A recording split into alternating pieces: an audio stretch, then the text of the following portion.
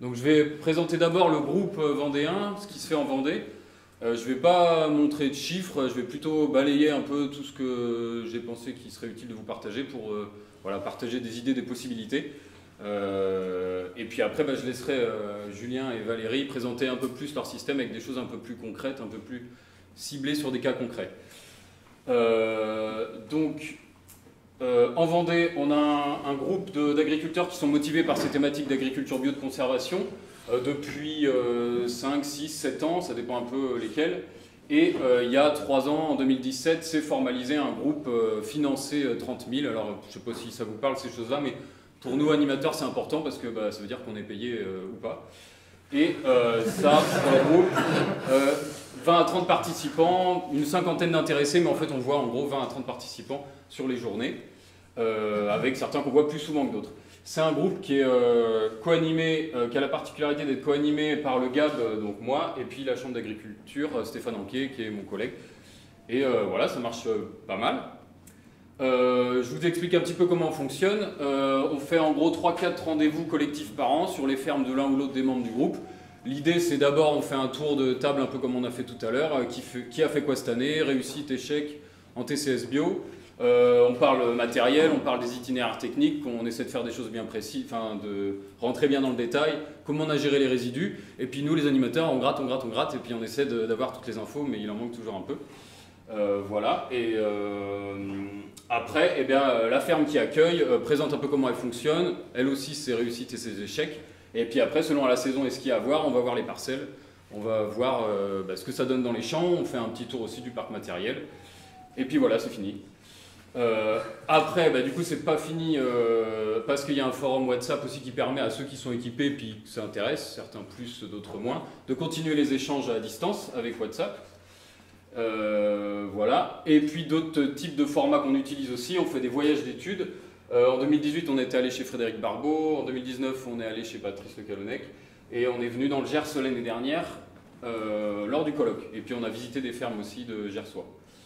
Voilà, et on fait également des formations. On a fait intervenir, Thomas a parlé tout à l'heure des travaux de l'ISARA. Donc on a fait intervenir l'ISARA aussi sur le sujet de, voilà, pour qu'elle nous dise un peu ce qui se fait du côté de la recherche. On a fait intervenir Quentin du Gers et puis avec Georges Joya. Et l'année dernière, enfin cette année en 2020, Guillaume Tan sur la partie plutôt BRICS, TCO, EM, apport foliaire, des choses qu'on commence un peu plus à discuter dans le groupe. Voilà. Après au niveau diffusion, ça nous intéresse aussi de diffuser un peu nos avancées. Donc on a fait des journées qui ont bien marché, qui ont attiré pas mal de monde, 30 à 50 personnes sur les TCS bio. On a fait aussi des démonstrations de matériel, ça intéresse toujours pas mal les producteurs. Et puis la grosse diffusion qu'on a fait pour le moment, peut-être que vous les avez vues, une série de 8 vidéos qu'on a fait qui s'appelle « Implanter une culture après prairie sans labour et en bio » chez Julien, avec le suivi pas à pas d'un itinéraire technique de semis de métail fourrage en semis direct dans des prairies, avec destruction rotavator et après semis de maïs avec différents types de préparation de sol derrière le rotavator, de la reprise au cultivateur à 15 cm jusqu'à des essais sans aucune reprise avec le semoir direct dans les résidus. Donc on peut voir étape par étape comment ça a marché, ce que ça a donné. Sachant que c'est une année donnée, voilà. Ça c'était pour dresser un peu le tableau de qui on est et comment on fonctionne. Après j'ai voulu aussi dresser un tableau en polyculture élevage et en système céréalier, c'est quand même assez différent de ce qu'on peut voir en Vendée. Alors la particularité en système polyculture élevage, c'est que effectivement, je vous apprends rien, mais je vais quand même le résumer. On a la prairie qui permet de gérer le salissement, quand même, c'est un sacré levier, dans un système où on veut se priver du labour, se passer du labour. Après, on a dans des systèmes où on a des métails couvrants, on a des maïs en silage avec peu de résidus, donc on a quand même moins de résidus, on peut avoir moins de résidus à gérer que dans des systèmes céréaliers.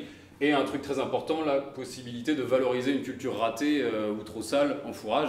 Ça, c'est pas donné aux céréaliers, c'est quand même un point important. Alors, un premier exemple d'itinéraire technique qu'on voit qui permet de minimiser la préparation de sol, c'est semer une prairie, au lieu de la semer à l'automne en préparant le sol, la semer à la volée dans une céréale au printemps. Je pense qu'il y en a beaucoup parmi vous, voire la majorité qui connaissent la technique. Fin février, début mars, la prairie est semée, et puis après, passage de RC-tri, roulage. Ça, il y en a plusieurs qui le font, c'est désormais quelque chose qui fonctionne assez bien. sous réserve qu'on puisse rentrer dans la parcelle en février et mars. Pour certains, c'est pas possible. Donc l'autre technique adoptée par ceux qui sont dans ce cas-là, ça va être d'implanter la prairie avec le métail directement à l'automne. On sème le métail dans un sens au 15 octobre chez nous, et puis la prairie, enfin je sais plus ce que je dis, oui, le métail dans un sens, la prairie dans l'autre le même jour, et puis bah, voilà, ça marche plutôt pas mal, ça permet de faire un pâturage assez vite en août, en septembre, en octobre, selon l'année aussi, et ce qui tombe comme eau à l'été. Voilà. Pour ce qui est des implantations de printemps, donc maïs après prairie, ce qu'on voit chez nous, c'est qu'il faut bien anticiper, je pense que c'est vrai ailleurs aussi, bien anticiper dès l'automne de casser la prairie, parce que la casser au printemps, c'est pas facile. Et à ce moment-là, pour certains, ça va être 2 à 3 passages de disque ou de dents à l'automne et un semis de métail fourrage en combiné. Mais du coup, ça minimise pas vraiment le nombre de passages. D'autres préfèrent passer un rotavator. La prairie va repartir, mais un petit peu, et puis ce sera d'ici le printemps, on aura le temps de s'en arranger. Donc semis au combiné derrière.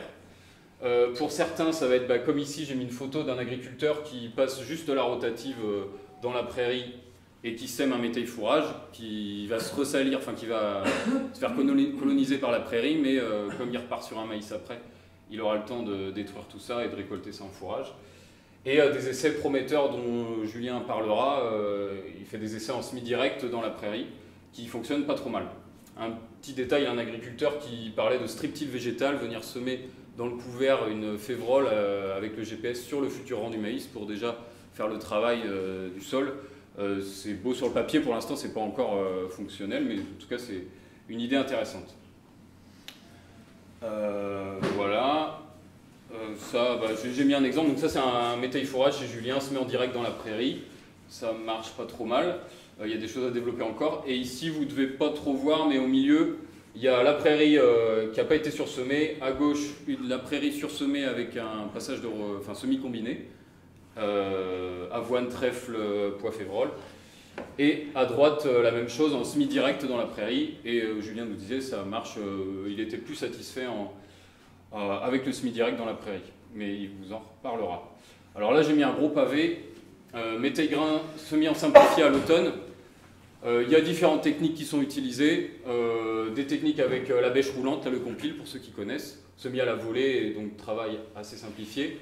D'autres préfèrent bricoler une grosse herse à paille avec des descentes de semis, donc là travail très simplifié, ça se allie pas mal, mais pour l'instant il est plutôt satisfait.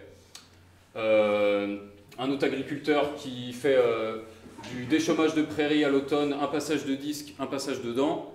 Il sème au combiné un triticale avoine pois, donc là encore la prairie elle repart énormément avec. Mais en fait avec une fauche avant la récolte, il arrive à récolter 20-25 quintaux de grains et puis la prairie repart. Donc lui ça lui va comme ça. Des essais qui sont utilisés à l'automne avec le rotavator, donc semis d'un métail fourrage à la volée, par exemple sur des cannes broyées de maïs, grains. Et puis un seul passage de rotavator à 5 cm. Donc pour un métail fourrage, là, bah, chez Romain par exemple qui fait ça, ça marche pas mal pour des métails fourrages. Il a essayé pour un blé févrole qu'il voulait récolter en grains. Pour l'instant, c'est pas encore satisfaisant. Donc là, il revient à passer d'abord un rotavator et après semer au semoir combiné en ligne. Voilà. Et donc bah, ce qu'il retient, c'est qu'il faut semer plus tôt pour compenser le démarrage lent parce qu'il y a moins de minéralisation. Et puis semer plus dense parce que le rotavator à 5 cm, ben, on maîtrise mal la profondeur de semis. Donc voilà, il faut trouver les adaptations à faire. Voilà, et là j'ai mis un autre exemple qui n'a pas marché, je le dis tout de suite, mais c'est intéressant. Un agriculteur qui a semé un couvert de tournesol derrière un blé de printemps-févrole, ouais, je crois. Et puis derrière, il est venu, donc comme c'est une culture gélive et qui va de toute façon finir son cycle avant l'hiver, il vient semer en direct un orge pois fin novembre dans des conditions très limites. Donc en direct, la culture s'est bien développée, jusqu'au mois d'avril ça marchait pas trop mal. Et puis après il y a eu un épisode un peu de sec au mois d'avril là, cette année. Et j'ai pas plus d'informations, moi j'aurais bien voulu aller voir à la bêche comment ça se passait vraiment dans le sol, pourquoi ça s'était pas développé comme il le voulait, mais en tout cas ça a été cassé puis mis en maïs derrière. Mais ça reste un essai intéressant. Voilà. Pour ce qui est des cultures de printemps, on a de plus en plus d'adeptes du rotavator, il y en a plusieurs qui le font ici également. laisser 3 semaines de dégradation et puis venir semer la culture de printemps. Derrière, ça marche pas trop mal. Avec une reprise, alors pour certains avec un cultivateur qui va venir dessous le passage du rotavator, pour d'autres à la herse rotative. Et on peut voir ici là, le semis de maïs dans les résidus. L'inconvénient du rotavator, pour certains, c'est que ça consomme dur et puis ça avance pas bien vite. Alors s'il faut faire un deuxième passage, il y en a qui trouvent que c'est trop lent. Pour autant, j'entends beaucoup de retours positifs quand même, pour en reparler. Des essais, là je ne vais pas trop m'étendre sur la prairie céréalière, je ne sais pas si ça vous parle de semer des métailles-grains dans la prairie et puis selon l'année récolter un peu ce qui vient. Et pour finir en polyculture élevage, j'ai mis un dernier point aussi, savoir faire vieillir ces prairies. L'autre jour avec le groupe, on est allé chez un agriculteur du groupe qui n'est pas le plus avancé à avoir le plus beau semoir direct ou qui ne fait pas les plus belles associations, tout ça. Par contre, il fait bien vieillir cette prairie.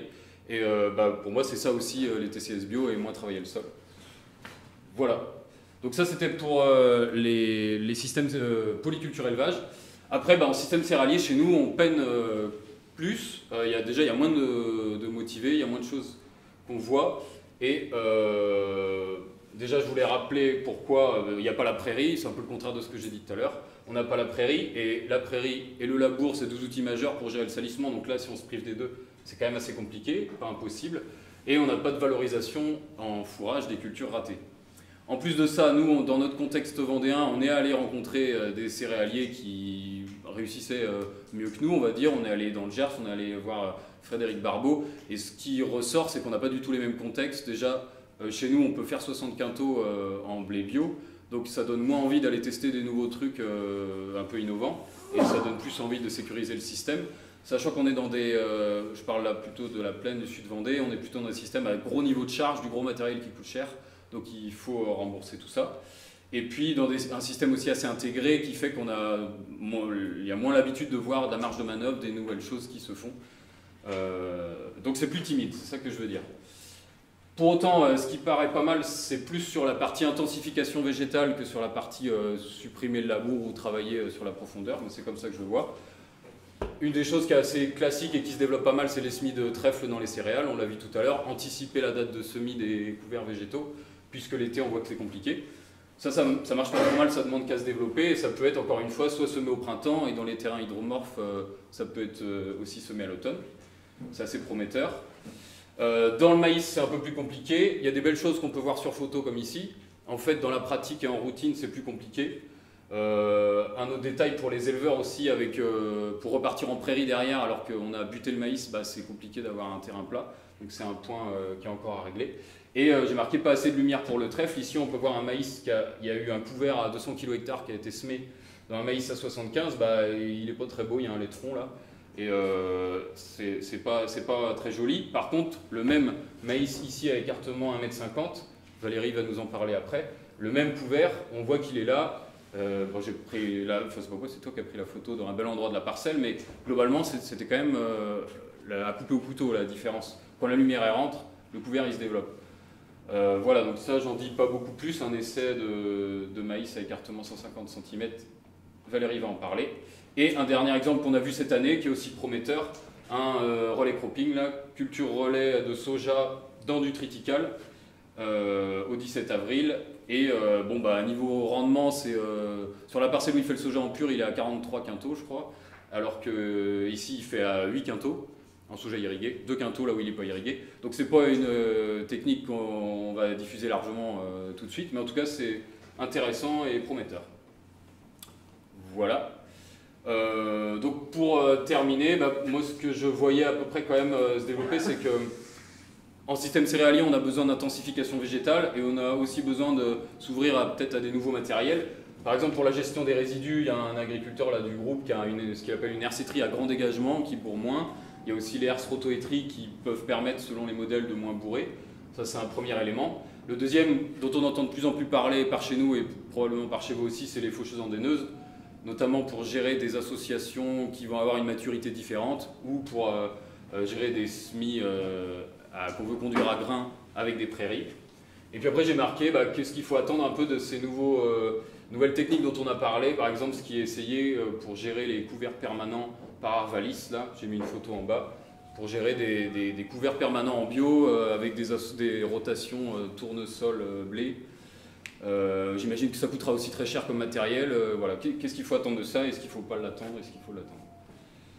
Et en perspective, ce que j'ai marqué un petit peu en vrac du groupe, c'est que pour l'instant, le groupe, on travaille beaucoup à partager des itinéraires techniques et ça nous prend déjà pas mal de temps. Mais les trucs qu'on voit un petit peu arriver, c'est ceux qui s'intéressent à la question du redox. C'est pas le cas de tout le monde. Ceux qui s'intéressent à la question des EM, là, les micro-organismes efficaces, on en parle de plus en plus, les TCO, compost, les cultures relais, on se pose pas mal de questions, enfin moi j'ai pas mal de questions sur les SMIC blé dans la luzerne. On n'a pas forcément de réponse nous en Vendée pour l'instant, mais on tend l'oreille, on écoute et on en parlera sûrement ces 2 jours. La maîtrise des couverts permanents, et puis je rajoutais aussi mieux observer l'effet de nos pratiques parce que c'est bien de voir est-ce qu'on va réussir absolument à faire du TCS, du SMI direct pardon, en bio, mais aussi pas oublier d'observer est-ce que c'est vraiment bien là quand j'ouvre le sol et que je regarde ma pratique, si le SMI direct il a marché, est-ce que c'était vraiment opportun. Et voilà, pourquoi pas, on en parlera aussi, un protocole commun de suivi d'indicateurs, mettre en commun plus de choses à ce niveau-là, au niveau national, et pour quel objectif? Si c'est pour faire plein d'analyses de sol et de matière organique et qu'on ne sait pas forcément quoi en faire derrière, pour piloter ses choix, ce ne sera pas forcément si pertinent. Et voilà, juste en guise de conclusion, avant de laisser la parole à Julien pour la suite, j'avais remis ici les 3 piliers de l'agriculture de conservation. Et pour moi, on a parlé d'intensification végétale, ça me paraissait tout aussi important que de travailler sur la question du labour. J'ai marqué supprimer le labour ne suffit pas pour avoir un sol fertile. Voilà, c'était ça ma conclusion. J'ai fait vite, mais c'est le marathon des décompactés, alors j'ai l'impression d'être dans le thème.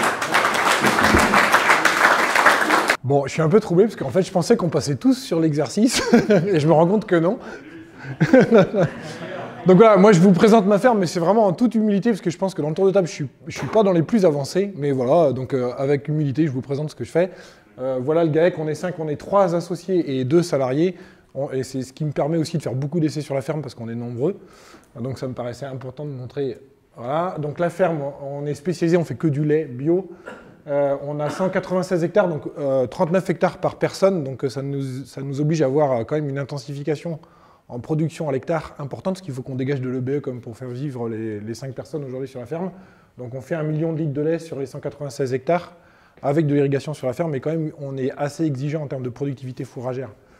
Là seulement sur la ferme, comme système laitier classique, 120 hectares sur les 196 qui sont en herbe, moitié pâturée, moitié qui rentrent dans une rotation un peu plus céréalière.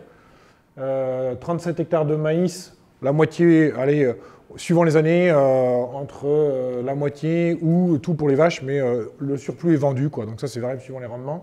Mélange céréalier, c'est principalement triticale pois. Je fais de la févrole pure, ça c'est pour la protéine, ensuite pour les vaches. Et 3 hectares de pommes de terre en diversification. L'historique sur la ferme, en fait, donc moi je suis agriculteur que depuis 6 ans, donc c'est pour ça que je suis aussi très modeste, parce que j'ai que 6 années de culture derrière moi, donc j'ai pas 30 ans d'expérience. Bon, je suis arrivé dans une ferme dans laquelle il y avait un historique, ils ont arrêté le labour en 2003, et ils s'étaient convertis en bio en 2010, 4 ans avant mon arrivée, mais donc il y avait un certain historique sur la ferme. Moi, mon enjeu, c'est encore de développer nos techniques sur l'exploitation. Et donc, depuis mon arrivée, on s'est lancé sur le semi-direct partiel, évidemment, pas sur tous les itinéraires, mais on pratique le semi-direct. Donc, après, j'avais vu ton mail en disant qu'est-ce qui marche pas. Alors, j'ai bête et méchant, j'ai dit ça marche pas. Alors, chez moi, la fraise, ça marche. Et ça marche très bien parce qu'on a résolu plein de problèmes de détruire une prairie ou des couverts de manière efficace, rapide, tout en préservant la vie du sol. Donc pareil, en respectant le délai de 3 semaines à un mois entre date de mulching et puis date de semis. Ça marche plutôt très bien. Donc c'est assez pérennisé sur l'exploitation. Donc voilà ce que ça donne. C'est vraiment un travail très très superficiel. Donc voilà la profondeur de travail. En fait, on la voit quasiment pas. Je viens taper juste entre la partie aérienne et la partie racinaire. Sur des prairies, j'ai des relevés quand même de régras. Le régras, il a quand même tendance à repartir. Donc c'est souvent un coup de scalp ensuite. Suivant les années, 2-3 semaines après la rota. Par contre, sur des métailles plutôt orientées avoine, dans lesquelles j'ai pas de régras, ça en un coup de scalp, c'est assez magique, mais ça repart pas, quoi. Ça marche aussi, donc on fait de plus en plus, parce qu'en fait comme ça marche bien, on est en train de généraliser et de faire de plus en plus de surface, du semis direct de métail dans nos prairies. Ça c'est assez magique, j'ai l'impression qu'on est un peu au début quand même de la découverte, mais ça booste la prairie. Tous les ans, depuis 4 ans, j'ai à chaque fois dans plusieurs parcelles de ma ferme 3 protocoles, c'est-à-dire je laisse ma prairie, je fais rien, je viens semer ces métails, ces mélanges, avec 2 protocoles, soit mon semeur est en soc en T inversé, soit avec un combiné classique. Et je compare au printemps mes rendements.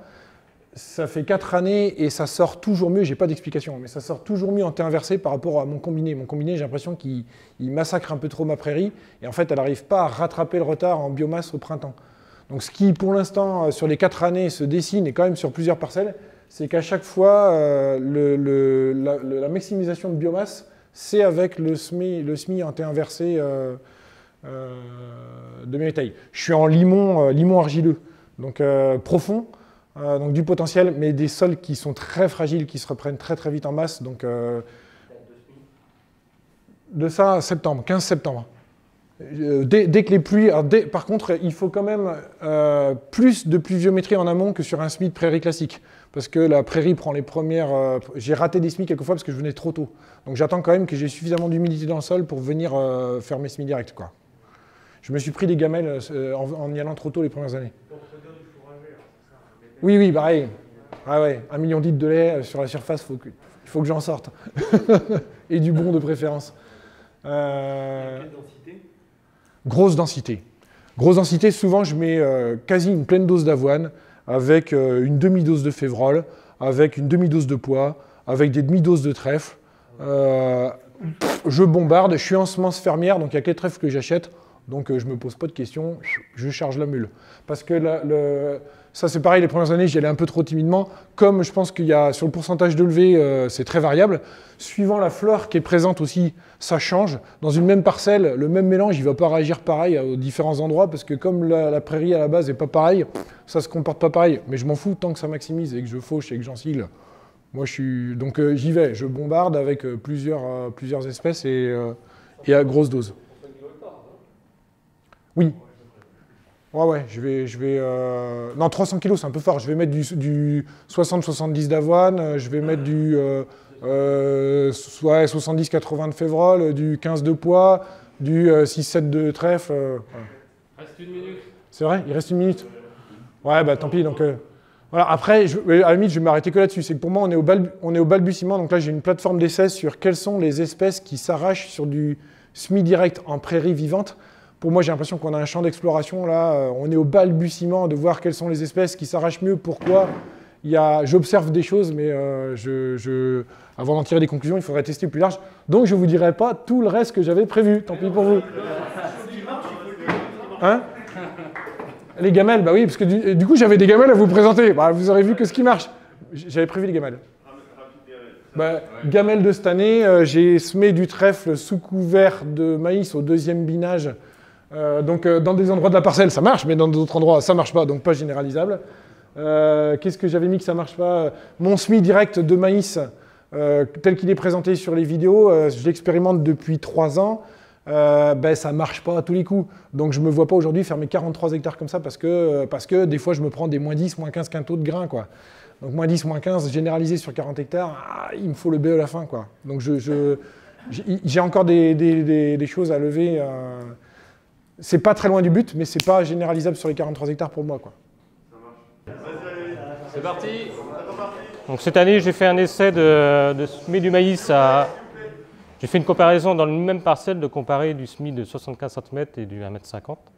L'intérêt, c'est d'apporter de la biodiversité dans un maïs qui est souvent en monoculture ou sans rien du tout. On n'a pas de couvert, l'efficacité de faire monter des couverts en biomasse. Donc là, c'est un essai qui a été fait un peu à l'arrache. On a des conditions de semis au 18 mai qui n'étaient pas favorables. On a eu 110 mm au 15 mai. J'ai eu 2,50 m d'eau dans une parcelle.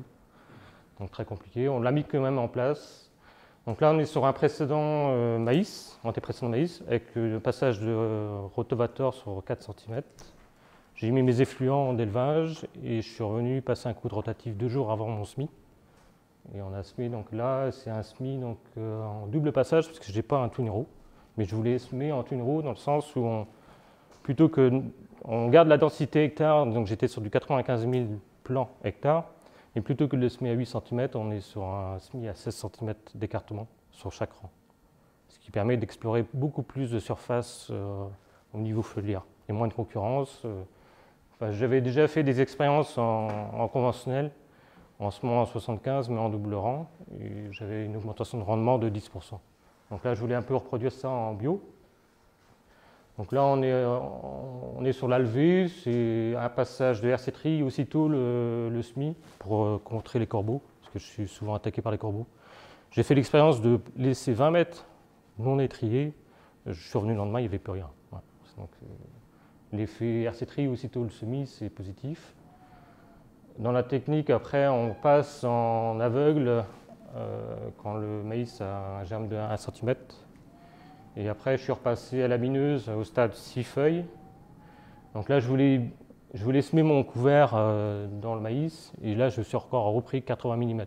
Donc on a repoussé encore de 8 jours le semis. Donc le semis de couvert s'est fait aux alentours du 18 juin. Et l'idée, c'était de semer du blé avec mon couvert. C'est-à-dire faire mon semis de blé de l'année d'après à ce moment-là.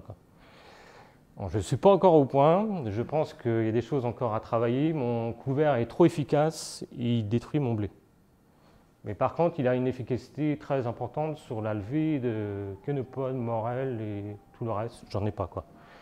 Et comme là, j'avais un semoir frontal qui était de 4,50 m, et il me fallait un semoir frontal de 5,50 m pour couvrir vraiment les interrangs extérieurs.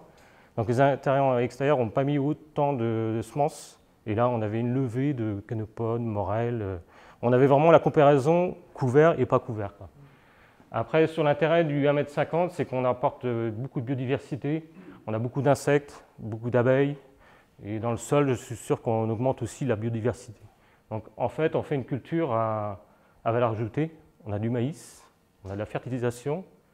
Et on peut aussi, l'objectif, c'est aussi de faire une production de miel. Parce que j'ai commencé à développer une production d'apiculture. Donc mon intérêt, c'est de faire quasiment 3 récoltes, parce qu'on dit une 3 récoltes, si la troisième, ce sera la fertilisation pour mon blé suivant. Mais je reste toujours dans un objectif de semer mon blé au mois de juin. Donc je suis dans la recherche de variétés peut-être plutôt anglaises, plus tardives. Là, je n'étais pas dans l'enrobage de semences, je vais développer l'enrobage de semences, donc type Jean-Charles de Villiers. Là, j'ai fait un enrobage acide humique et fulvique avec du jus de lombricompost. Donc j'ai fait un test de levée comparé à rien du tout. On a 2 jours de levée plus rapide que sans enrobage. Après, sur le rendement final du maïs à 1,50 m et 75 cm, on n'a pas de différence dans mon essai. Après, je pense qu'il y a des choses à améliorer. Avec du recul, la variété que j'avais mis en place, c'était du 92-34 de Supionnaire, sans en faire de plus. Il n'est pas adapté à ce type d'essai. Il faut prendre des variétés flex. Et après, sur l'orientation du rang de maïs, j'étais donc est-ouest.